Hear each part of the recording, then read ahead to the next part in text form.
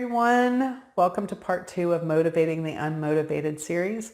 Last week, I discussed starting with a personal assessment before entering into a conversation with someone you feel is unmotivated. This review is necessary as it sets the stage and better prepares you for the conversation. So if you missed it, go back and look at last week's video.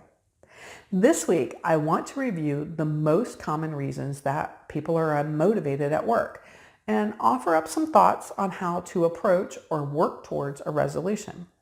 Keep in mind that each person on your team is different. So while I'm offering suggestions, you really need to adapt them to fit the individual you're working with.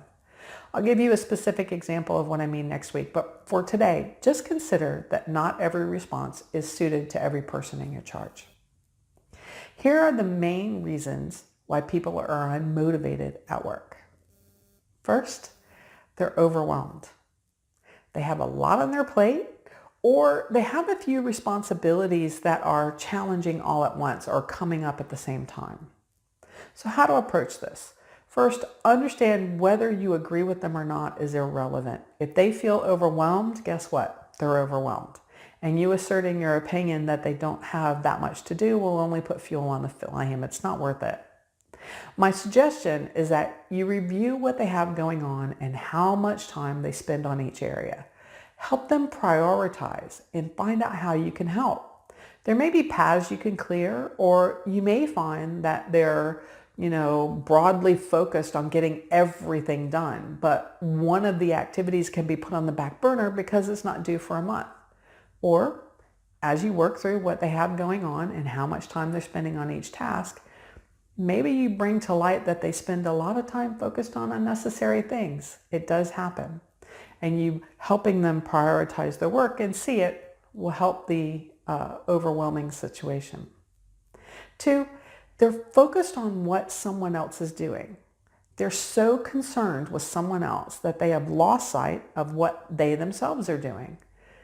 This focus is either usually because the other person is doing something wrong and getting away with it, or they don't like what the other person is doing, or they're jealous for whatever reason of the other person.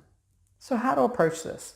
First and most important, if a problem needs fixing, then fix it. Don't let a bad situation fester because you don't want to deal with it.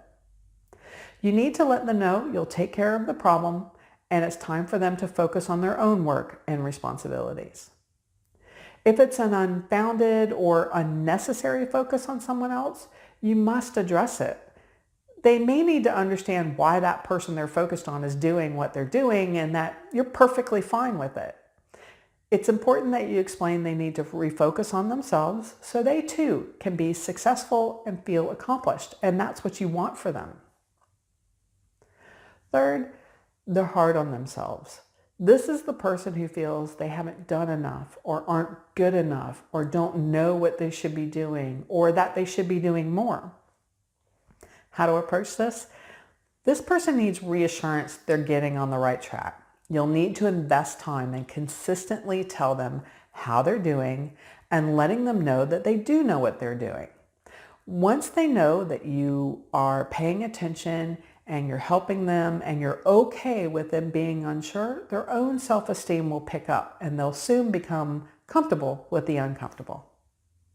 If you're interested in the last 5 most common reasons people are unmotivated at work, then please read the rest of the article and let me know what you think. I would really appreciate that. Next week, we'll discuss how to create a plan based on your conversation to ensure you can move your unmotivated person into being productive again. Okay, lead with greatness, everyone.